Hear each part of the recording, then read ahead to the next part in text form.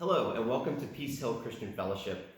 This is our online worship service, and I'm glad that you are able to watch it wherever you are, and I hope that you are well.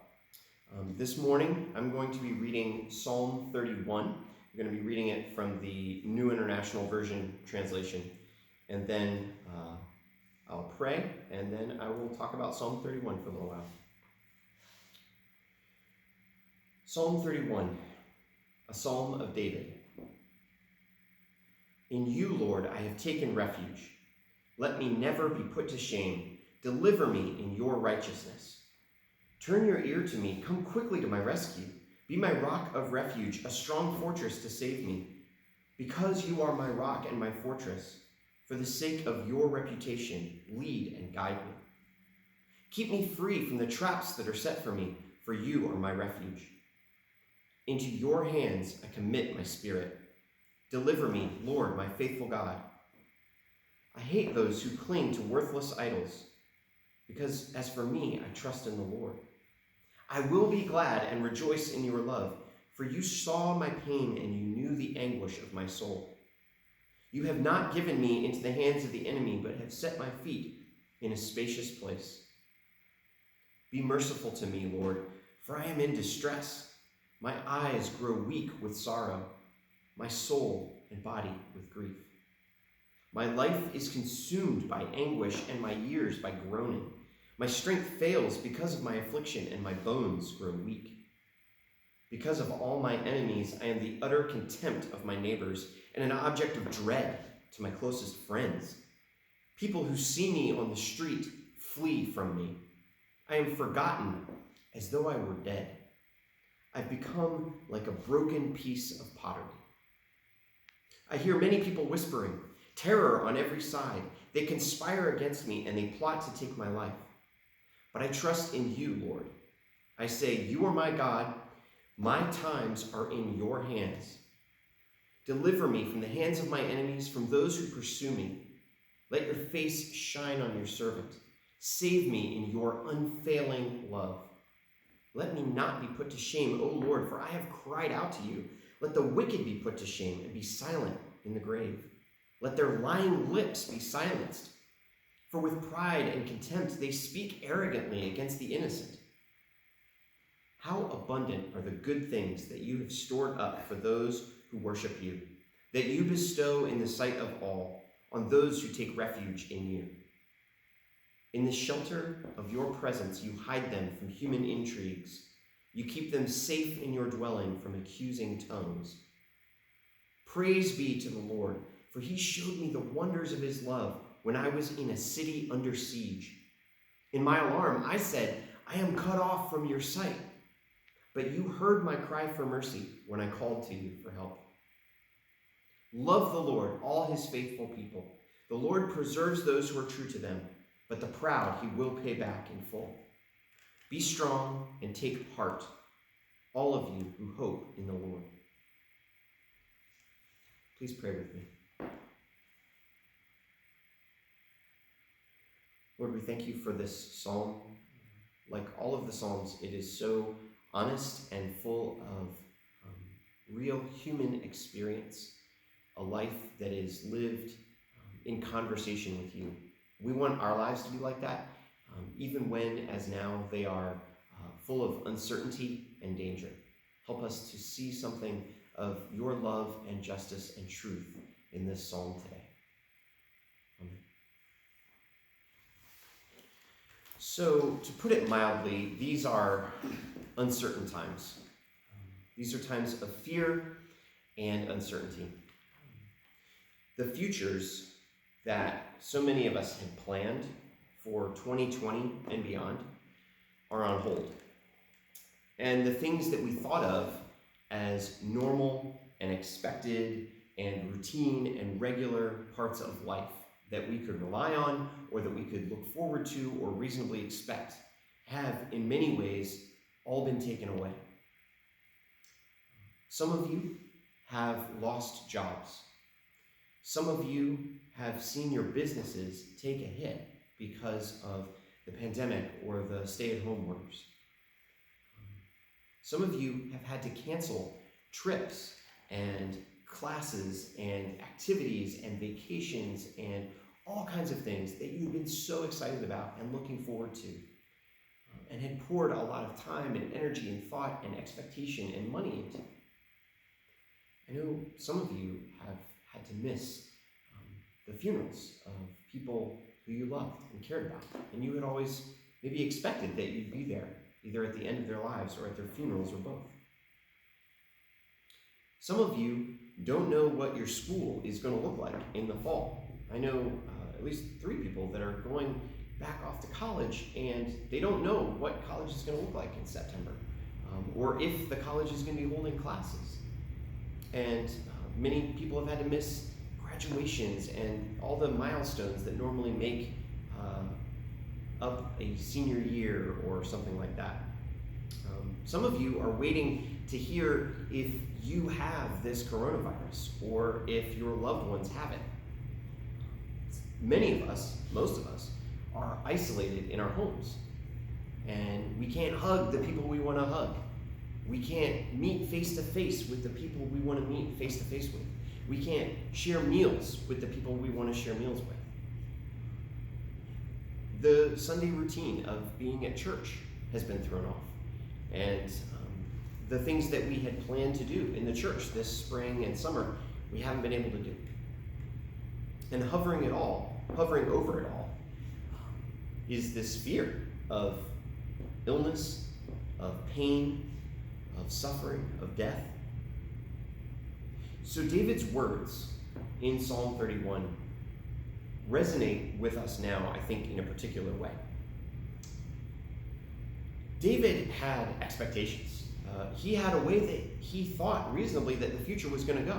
He had been anointed by the prophet of God and told by the voice of God that he was going to be the king of Israel, that he was going to rule and lead and shepherd God's people.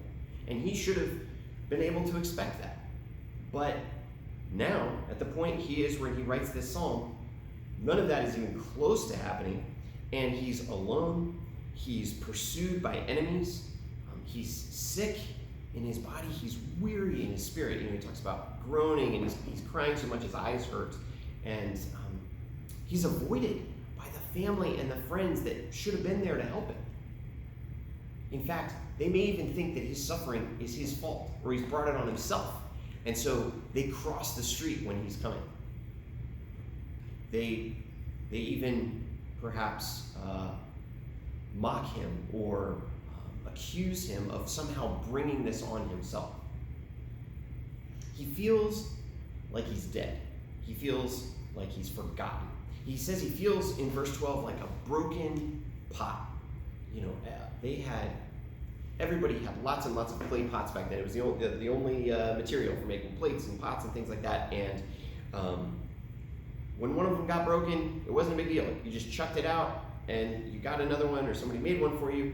And that's why archaeological digs are full of millions and millions and millions of potsherds, because it was like the trash. It was like the little cardboard coffee cup you get at the gas station. David says, I feel like one of those coffee cups. I feel like I've been crumpled up and not even thrown in the trash can where I could have the comfort and company of other trash. I've been thrown and I'm on the side of the road and I'm like blowing around. That's what I feel like. All the futures he had planned and the things he had hoped for have now narrowed down to a weary slog through a dangerous landscape that's full of traps and enemies. So in Psalm 31, like in a lot of the lament psalms, this person cries out honestly to God. He says, I groan, I'm in distress. My body, my spirit are weak. I'm forgotten. People are whispering about me. He even starts to think and wonder what you wouldn't expect to see in the Bible. He says, is God even watching? Can God even see what's happening here? Verse 22. He says, I just want to hide somewhere quiet until this is all over. I want to lie down somewhere safe. But in the middle of all that, he also talks about trust. Even in the middle of honest lament and complaint, he says, into your hands I commit my life. My times are in your hands, God. I trust you. You are my God. you will rescue and make something beautiful out of my life because you are faithful. I want to say just a couple of things this morning about what it looks like for us to pray and live this psalm. First, as we meditate and think about this psalm, we can learn to entrust our lives and futures to God. Sounds easy, right? Trust God. Trust God for the future. Right? I know I'm trusting God for the future. That sounds really easy, and it is like dangerously close to being a cliche, but it is so hard to do. I'm not standing here saying this to you as someone who has mastered this, and I'm going to tell you 3 easy ways to do it, because I am still on this path myself. We all naturally, and it's not like 100% a wrong thing at all, we all just naturally want to know what's going to happen. We want to know what's around the next bend in our future. We want to be able to kind of map it out a little bit and at least know the next few steps. We want to have things to look forward to and expect. And I don't think that's wrong. That's reasonable and that's natural. But ever so subtly, it turns into, a lot of times for a lot of us, a desire to control the future and to control the outcomes of the things we do or the businesses we work out or the relationships that we're in or the people that we wish would behave a certain way or the kids that we're raising. We want to control the contours of the future, and we start to think that we should be able to, and that's what's coming to us, what we should have coming to us. And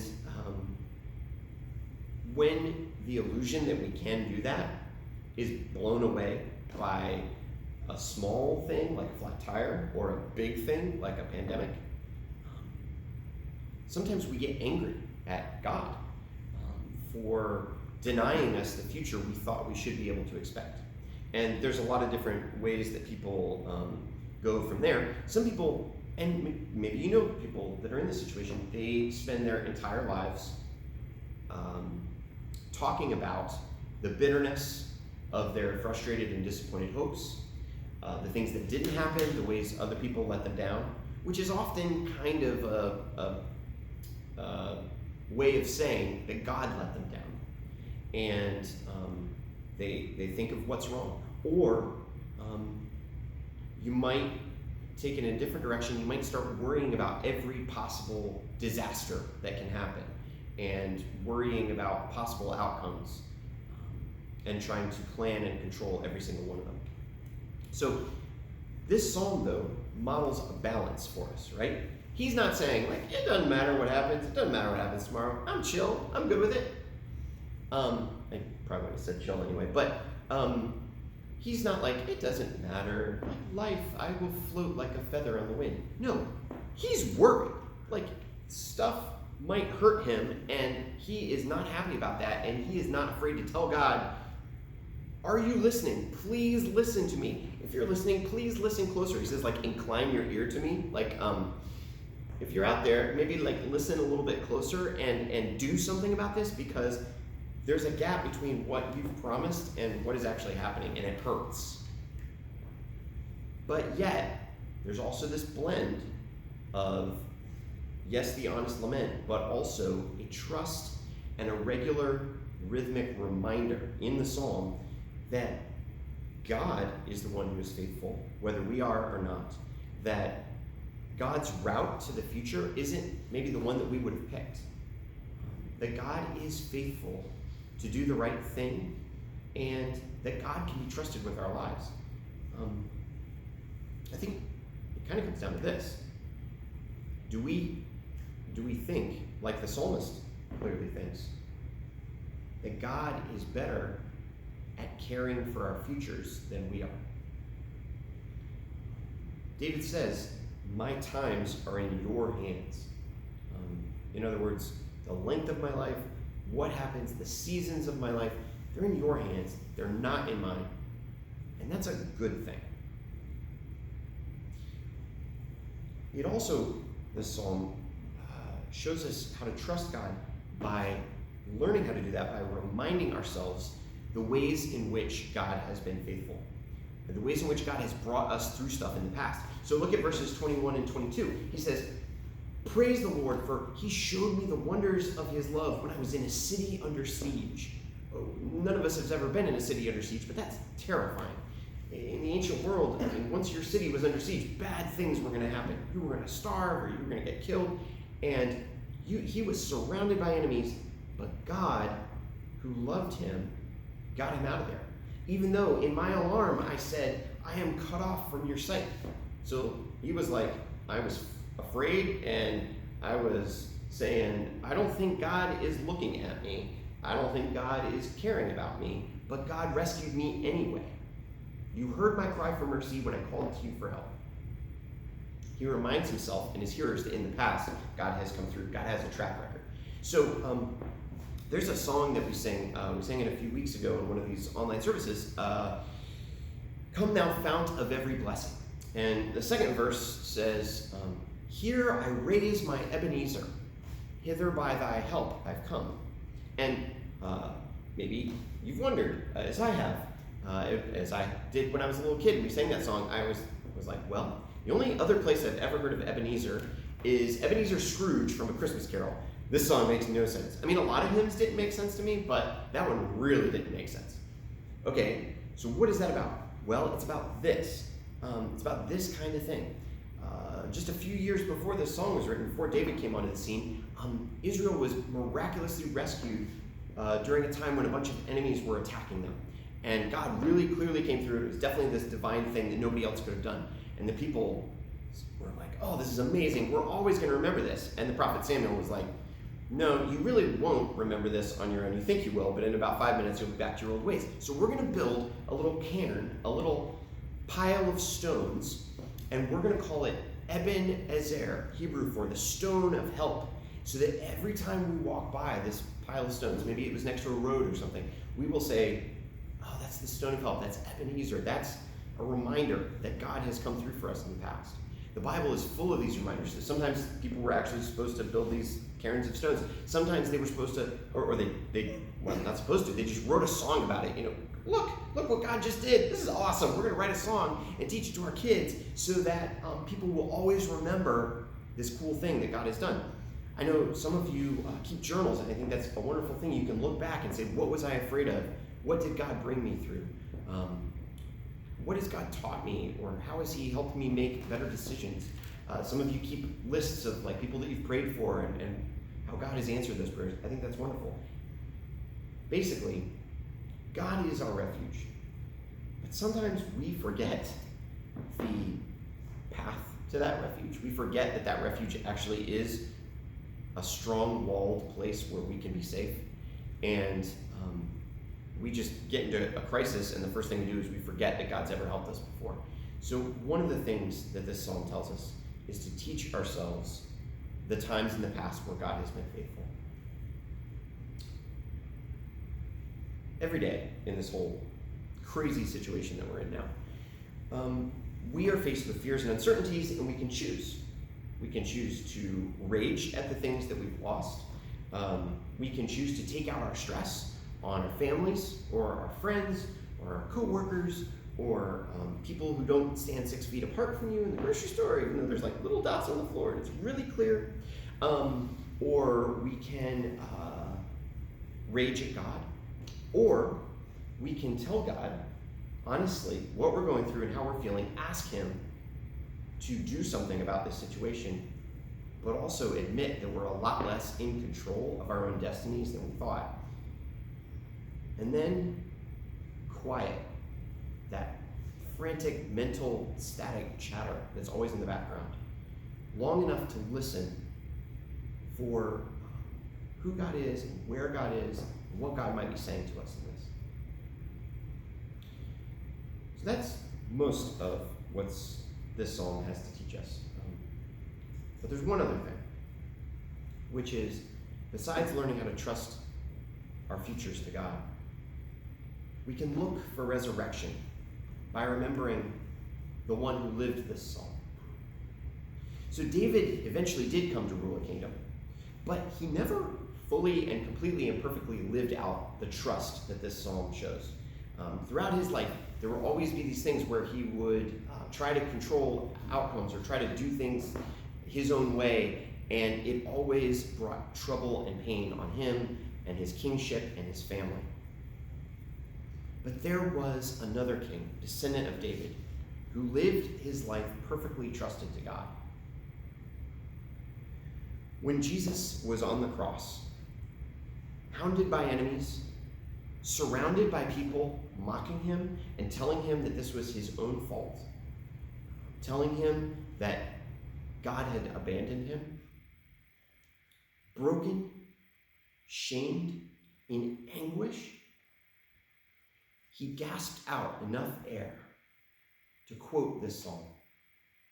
He said, "Father, into your hands I commit my life, I commit my spirit." That must have seemed really pathetic to the people that were watching.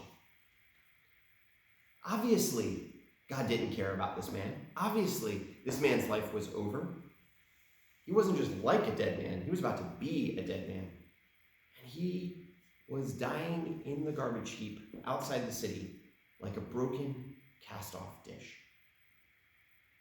He had a bright future that had been ahead of him. He was only 33, but now it was all over. And all of his idealistic teachings about love and prayer and worshiping God and loving people as you would love yourself, and his hope of this kingdom that God was bringing of healing and truth and justice, it was all dying with him. But the faithful God, who stores up good things, this psalm says, for those who love him, didn't let this life remain in the dust. He raised up Jesus in glory on Easter Sunday. And that didn't just vindicate that all the things that Jesus had said were true, although it did. It was also showing in a concentrated, boom, instantaneous way what God is up to and will do in the lives of all those who put their trust in him.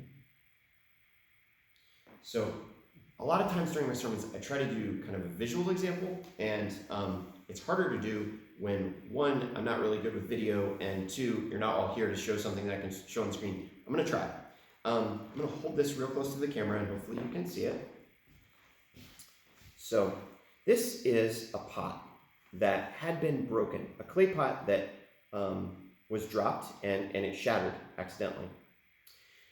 But it's been put back together through a method that was developed in Japan that I believe is called kintsugi, which means golden rejoining.